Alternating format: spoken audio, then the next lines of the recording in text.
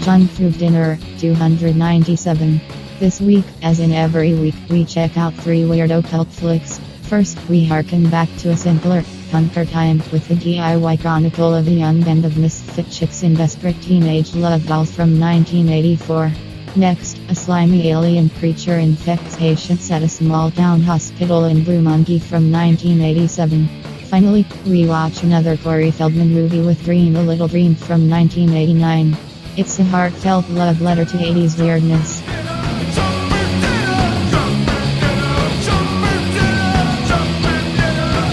Thanks for killing my mom.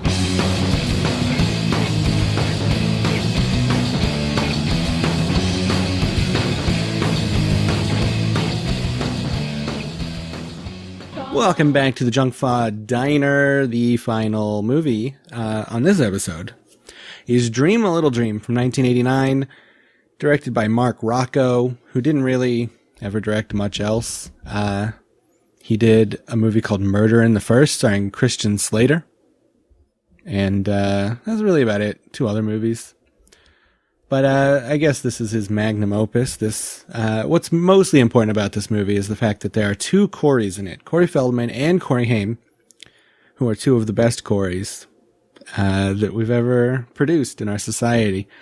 Corey Feldman plays Bobby Keller, who has a crush on a girl named Lainey Diamond, who is played by Meredith Salinger. But she's going out with Bobby's best friend, who is also a jerk, according to Letterboxd, Joel. And Bobby also has a girlfriend. Bobby's best friend is Corey Haim, although by the second half of this movie, Corey Haim's not even in it, really. And yeah, so it's all very convoluted. There's also a couple, this movie's the most convoluted, weird movie in the world. There's 2 old people who are super into dreams. They're old hippies who eat tofu a lot. And they're trying to do some weird experiment with dreams where you can do some lucid dreaming and step right into a dream literally. They have to do some weird fusion dance for this to happen. It goes wrong. And the old man, Jason Robards, his being, his soul, gets put into Corey Feldman's body, and Corey Feldman's he ceases to exist. He only lives in the dream world now. The old people's bodies just disappear, their physical bodies, for some reason. Yeah, Piper Laurie is just nowhere to be found in the real world for a week or however long this movie is. Yeah, Piper Laurie is the old lady. Her body's just gone. Her consciousness doesn't go into anybody. It possibly a little bit goes into Meredith Salinger, but it's not very clear. Because none of this is explained at all. Anything that you just said, you have to kind of infer after an hour or more of watching. Yeah, it's a very weird movie where nothing's really explained. The opening credits sequence is very existential in itself. It's really Seventh Seal-y, where it's Corey Feldman and Corey Haim having a sleepover and just kind of talking at each other. They'll both be looking straight ahead at the camera and talking about the meaning behind sleepovers, and it'll cut to black and it does all this weird artistic stuff. It's a very weird opening sequence. It's also weird that the 2 Coreys are juxtaposed with this old couple. The old couple, so much of the beginning of this is the old couple being hey, do you want some? And then it'll cut to Corey Feldman and he'll be milk? And then Corey Haim will be of course, I love. And then it'll cut back to the old people, and the other old person will be milk and eggs. And it's this weird thing where they're juxtaposing these 2 people. So you think if there's going to be any body jumping at all, it would be the old man into Feldman's body and the old lady into Corey Haim's body, because they spend so much time setting this up. But that's not where they go. And then Corey Haim just kind of disappears after a while. He's also got a broken leg in this because his mom ran him over, which is also something that they don't really explain. Speaking of parents in this, Victoria Jackson and Alex Rocco are Corey Feldman's parents, and they're super cool. Even though Alex Rocco. Wait, hold on. They're super cool. Victoria Jackson is super cool. Well, yeah, she was in UHF. Can I read the top paragraph of Victoria Jackson's Wikipedia page, which says, as a right-wing activist, she is an active participant in the Tea Party movement and has received press attention as a vocal critic of U.S. President Barack Obama, who she describes as a communist and Islamic jihadist. Pretty cool lady. Hey, I don't. This VJ. UHF goes a long way. All right. UHF goes a very long way to cover up these ills. Yeah, and she was in the Love Toilet sketch on SNL. That's a great sketch. That's a fair point. Okay, yeah. Yeah. Let me go and edit this Wikipedia, remove all the offending paragraphs. All right, done. And she was also in that Mrs. Claus sketch where she had those nice gams. That's very important. Very nice gams. I know how you care about gams. Gams are like very important to me in my lifestyle. What about Spams? Did you like the cans of Spams that she had stacked up in front of her stove there? You noticed that? There's like 100 cans of Spam in her kitchen. I did not notice that, but it was a different time. It was the 80s. We had a lot of Spam in the 80s. Sure, it's before we got spam filters. Exactly. Speaking of spam filters, Harry Dean Stanton from the Avengers is in this movie too. And there's like this whole big thing for like where Corey Feldman with the old man inside of him has to go to Harry Dean Stanton and explain, hey, That's Corey Feldman with the old man inside him. Yeah, with the old man inside him. You're talking about Harry Dean Stanton from the Avengers, that guy? Yeah, exactly. Okay, the guy that we all know from the Avengers, right? Okay. That's where we all know him from. His number one role. What he's known for. And he's like, hey, buddy, you got to believe me. I'm your friend. I'm an old guy in this body. Please believe me. And then like after a while, like after like 10 minutes of convincing, he's like, I believe you. And then we just like never really see that character again. He doesn't really do anything. Like, I think like he comes around like near the climax to like let Corey Feldman borrow a car. And I think that's like the big payoff to that 10-minute long scene. Feldman, I think he had it in his contract. Like, this is like definitely full on, Michael Jackson phase Feldman. Yeah. And which is a very divisive phase of Feldman history. There's no divide. Pretty much everybody falls on the right side of this argument. Well, I liked it. Yeah, no one was like, I think Feldman got way better when he got into Michael Jackson. I would disagree. I think Michael Jackson, the king of pop, would disagree. Yeah. Corey Feldman would probably disagree. But I think he had it in his contract, like throughout all this period, that he has to have a dance scene, and so he does dance as Michael Jackson in this for a little while, which is very good. And it also like kind of doesn't really, I mean, not that it makes sense in the first place, but within the logic of the movie, he's supposed to be like a 90-year-old man, so why would the 90-year-old man dance like Michael Jackson? Right. That doesn't make sense. But anyway, so this whole movie is about this 90-year-old man in Corey Feldman's body, and he's trying to have sex with this 15-year-old. And then if he does get to have sex with this 15-year-old, then somehow his wife will come back. Yeah. And he'll get to go back into his old body. And then... Okay, which again, that's not explained at all. And I think had to have been something at the end where they're like, oh shit, we accidentally made a total pedophile movie. Let's find a way to justify this old man's behavior. Because they only mention that plot twist twice via ADR where no characters have their mouths open. Where it's like, oh, hey, Doc, by the way, if you don't save your wife, or if you don't date this girl for me, then your wife's going to go away forever somehow. We're not going to explain it. Bye. Yeah, it's very weird. And yeah, like they don't really explain any of that. And I mean, spoiler alert for the end, it doesn't happen. Yeah, yeah, and it doesn't happen. Like, I don't think that Corey Feldman does anything to like resolve the problem, but it all just gets fixed anyway. And it all doesn't really even matter because the climax of this movie has to do with a kid shooting up a gang, and it has nothing to do with Corey Feldman and this girl. So yeah, so I think this movie, I've only seen this movie one other time. It's not high on my list of Haim Feldman features, but I do like it. I think it's very, very super fucking weird. One thing that I think is like the most weird about it is that Corey Feldman's living in the dream world during all of this. And whenever the old man in Corey Feldman's body goes to sleep, he gets to see Feldman, and Feldman like dishes out little information about the plot and stuff. But he doesn't like really help him explicitly because Corey Feldman hates his life so much that he wants to stay in the dream world, which is like not something they really like talk about or go into. But I think it's like, that's like fascinating. Like that's where the crux of this movie should be, right? Like this kid who hates his life so much that he just doesn't want to live and wants to stay in this dream world. But that's what you got from that?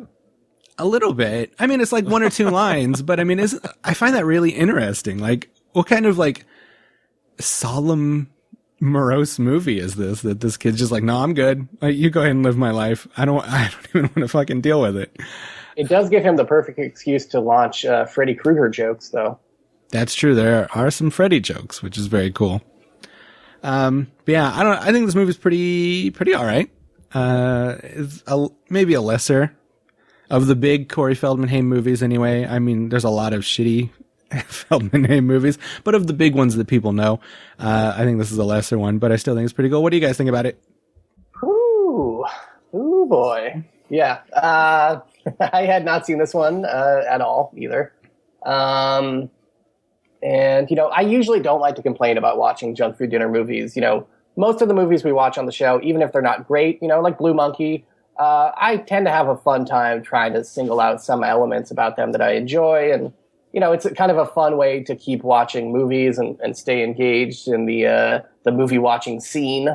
But man, this time I got to be honest, I was not looking forward to this going into it. I was on that road trip. I was still, probably pretty gassy from the Steak and Shake. There were some farts a-flying, I'm sure, fresh off that experience, which was, a high point of my young life to this point.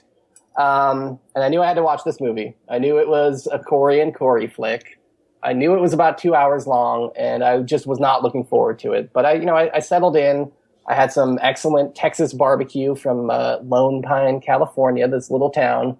And, sat down in the hotel room getting ready to watch this. And, before the title card even comes up, every line from these Coreys is pretty annoying. And they're doing that thing where the opening to me actually felt kind of like they were riffing off like Ferris Bueller or something, where they're both like directly addressing the camera, but talking to each other about just stupid bullshit. And, Feldman has this really annoying laugh in this where he's like, ha ha.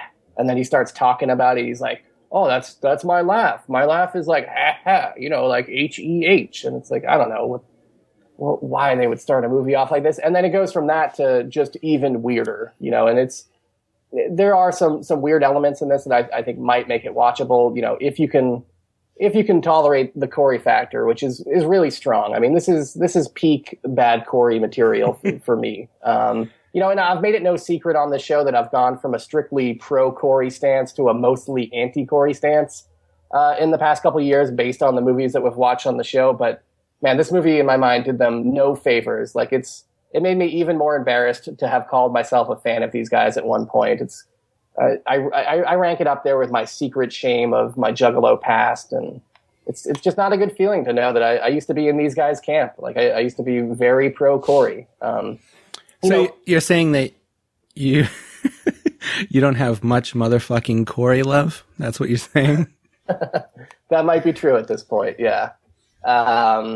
Normal Corey Feldman is creepy and gross enough, but it's even grosser to watch Corey Feldman acting like an old man, acting like a young Corey Feldman, acting like Michael Jackson, like trying to get all pederast with this girl. There's just a lot of layers of like gross creepiness on this. And I will agree with you. There is a lot of layers to this performance. It's very subtle and nuanced. It is Corey Feldman who's acting like an old man, acting like a young man. I think it's very good. I think that it's, Oscar worthy, I would say. Yeah, but all those characters that he's doing are just Corey Feldman. Yeah, that's true. There's no difference between any of them. Well, I think old man Corey Feldman kind of does his hair a little bit differently. Sure. Yeah. And he wears a suit or something. Yeah. And actually, he does a lot of weird, like, feminine moves where he's twirling his hair a lot. I don't know if you picked up on that, but it was bizarre. Well, I'm twirling my hair right now, so I don't see what's so wrong about that. Well, okay. But speaking of layers, though, I did think it was a bold and just very A bold performance. Sure, yeah, and also a bold move to allow a much shorter male lead hook up with a taller female lead. Like there's a scene where they're dancing or whatever, and he's clearly like half a foot shorter than the female lead. So it's always, it's bold work there, Feldman. Corey Haim is a fucking terrible actor. Like he's just so bad in this. And he can't even do the broken leg thing, even though he really had a broken leg at the beginning of filming. Like that's why his character has a broken leg in this. Is they had to write it in because he actually did break his leg. Like I guess the story is his mom was riding his dirt bike and he was on the back of it and they crashed. Which I want a fucking documentary about that day. Tell me what. Fuck 9/11. I want to know what happened on Haim Dirt Bike Day. Give me the real inside scoop on that one. But despite the fact that his leg is probably still healing, towards the end of this movie. It was a long production, and I guess it healed during production. The guy can't fucking act like he has a broken leg for his life. He's jumping around on it. It's ridiculous. So that's, pretty disappointing to see coming from Haim, who's otherwise noted for being a great actor. Yeah, the other kids in this are pretty horrible, especially any kid in this that only has like one or two lines you can be guaranteed is not going to be able to pronounce the words in that sentence. I don't like the high school bullies in this that are like punk rockers. Like it's that really bizarre mischaracterization of punks where they're like bullies that doesn't make any sense. They're all ladies. All those punk rockers are also on the football team, which makes no sense at all. Yeah, it's bizarre. And then Lainey's got this weird ass boyfriend, like her real boyfriend, the guy with the blue like ruffly cowboy jacket or whatever that does this weird finger pointing to the sky thing all the time. That's bizarre. Like he's Disco Stew or something. I don't know what the fuck's up with that guy. But yeah, it's just a weird movie overall. Like stylistically, it's weird. What these kids are up to makes no sense at any time. Like it feels like it was written by an old man for sure. Although I looked it up on IMDb and that doesn't seem to be the case. Like the director and writers of this were in like their mid to late 20s, which blows my mind because you have like old man Jason Robards quoting like Ralph Waldo Emerson and shit like that. And then you have like an 11 or 12-year-old kid, or however old this fucking kid's supposed to be, making a joke about Emerson, Lake, and Palmer in 1989. Like that doesn't track. Like that doesn't make any sense. And then you got Corey Feldman later on, like telling a girl who is rapping, and I'm using that term loosely, to cut it out that rap is over in 89, which is really bizarre, especially considering like 2 years later he would make his own R&B inspired shit album. So I don't know. Hit album. You mispronounced that. You meant to say hit album.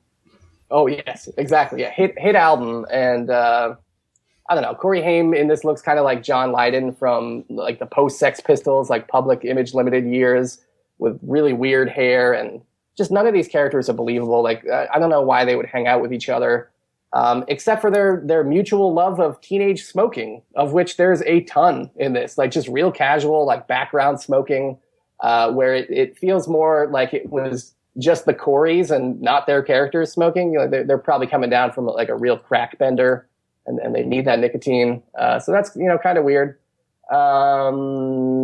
Corey Haim says to Corey Feldman at one point, "Hey, are you turning fag on me?" Which that's a cool line. Cool line, guys. It was a different time. It was a different time, Sean. It was a different time.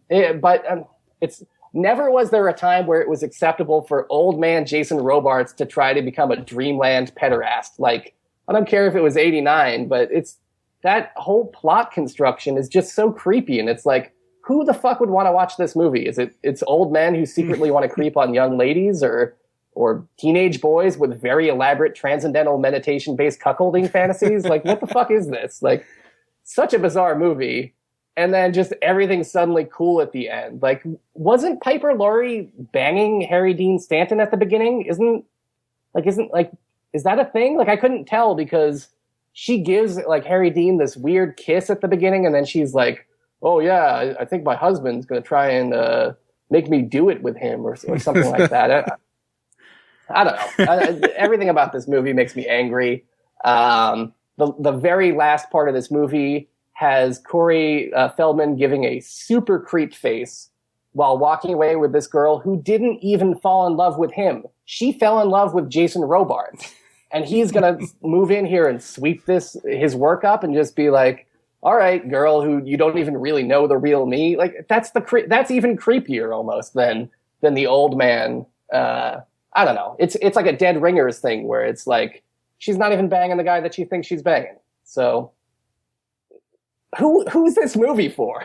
It just blows my mind. It's such a fucking bizarre movie. The dream sequences in this are horrible. Like their idea of a dream sequence is to just tint the screen blue, like slightly, and put toilet paper over the houses, like it's Halloween or something, and add like a slight delay to the dialogue, like some weird ass echo effect. It's the weakest construction of a dream sequence I've ever seen.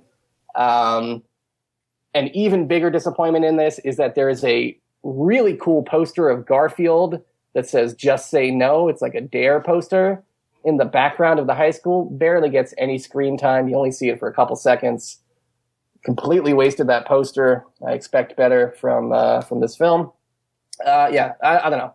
Nothing makes sense in this. The geography of the yard, like the whole thing where they cut through this yard to save time, but then at the end they do this pull-out shot where you see the yard is completely encased in a white picket fence that would prevent them from cutting through it ever. And it's like positioned on a corner where it wouldn't even make any sense. Like you wouldn't save any time by cutting through it. So nothing in this movie makes any sense. I still hate the Coreys. This frustrated me. Yeah.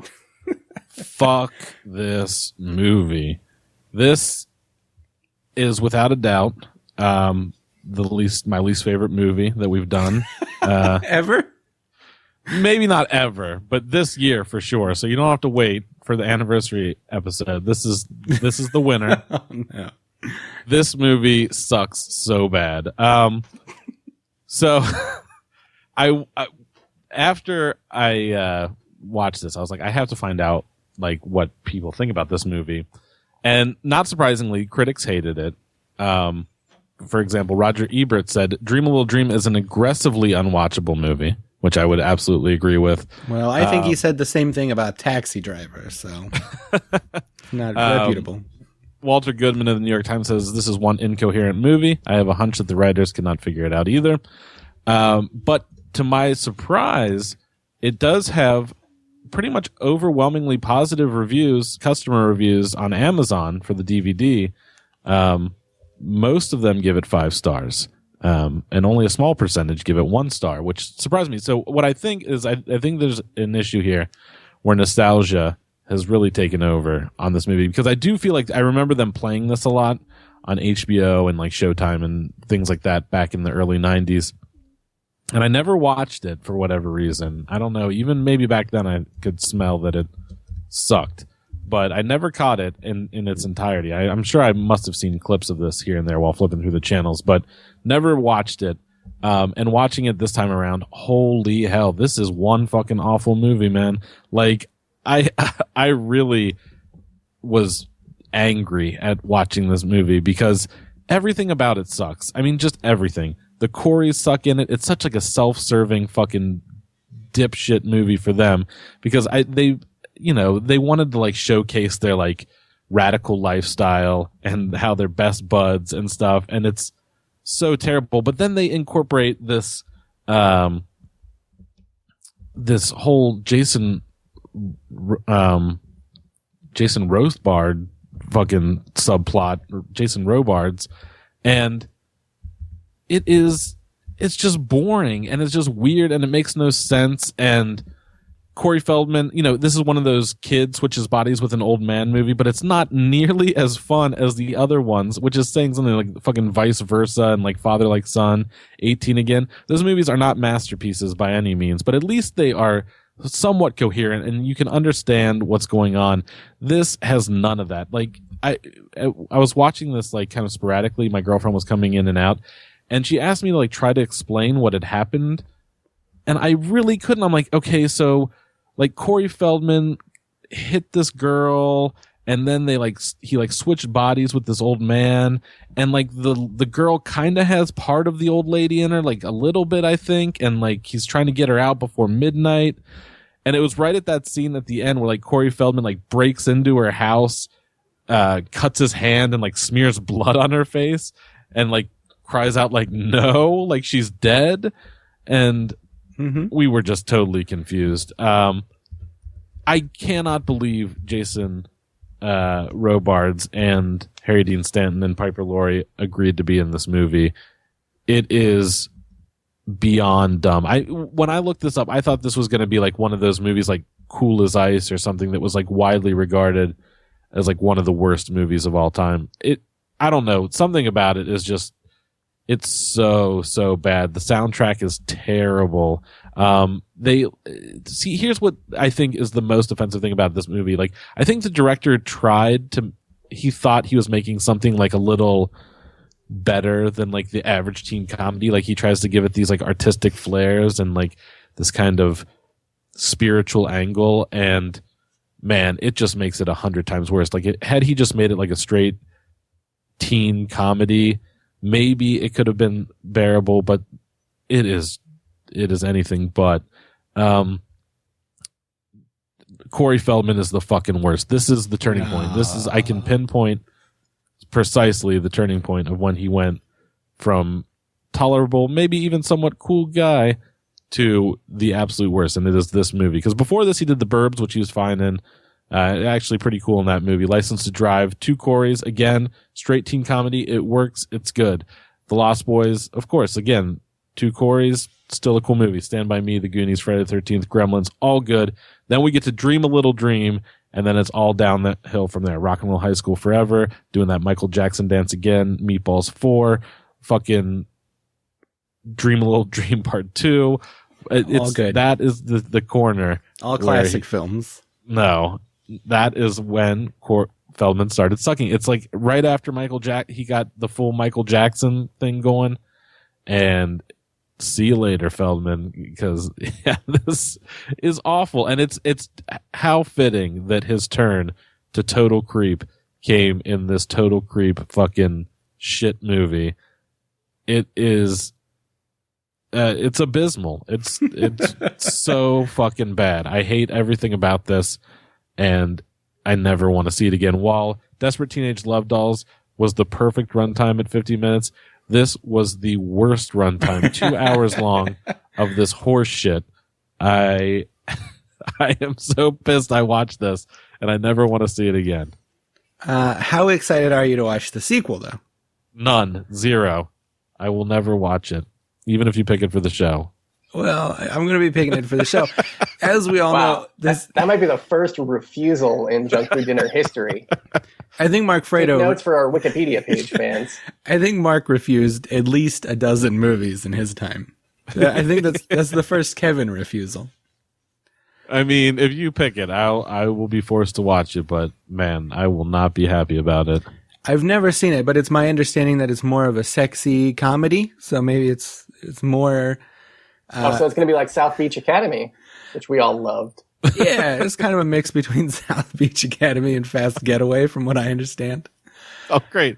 Sounds like a mix of gasoline and piss. I look forward to drinking it.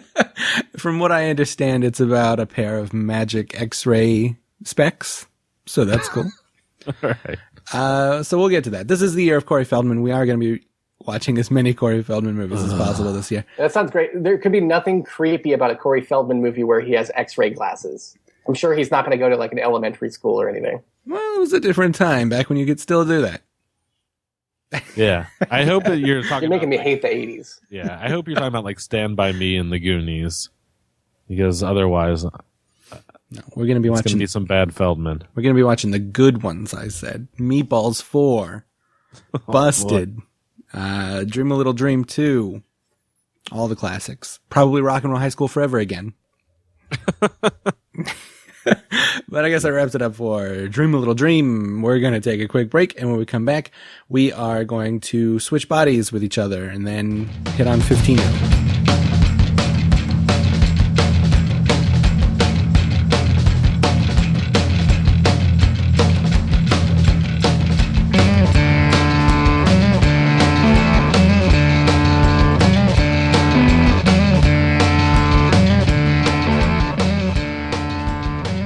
Thanks for visiting the JFD Video Store.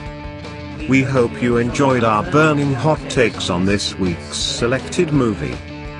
Check us out on iTunes or junkfooddinner.com for full episodes. The audio version contains 3 full-length reviews per week, topical news segments, and listener feedback. Great for long commutes, exercise, or surviving the impending apocalypse. Thanks to Chuck Linnington for the on-screen artwork. Email jfdpodcast@gmail.com or check us out on Facebook, Twitter, Instagram, Tumblr, or whatever else is going on. We're probably there and wanna hear from you. Until next time, keep washing them dishes. I think Corey Feldman sucks now.